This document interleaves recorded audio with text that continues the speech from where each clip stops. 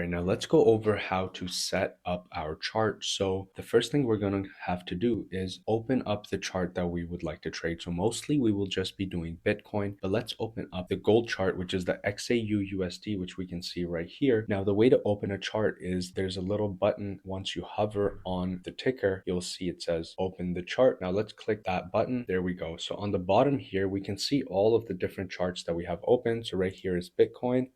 And then over here is gold.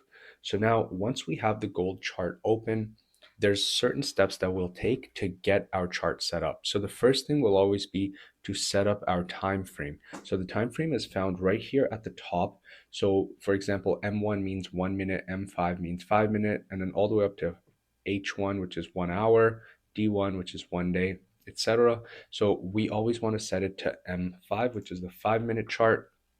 Now, the next thing that we want to make sure is that we're as zoomed in as possible so we can see the candles as large as possible. So the way to do that is there's a little slider here with a minus and plus button. We want to just hit the plus as much as we can.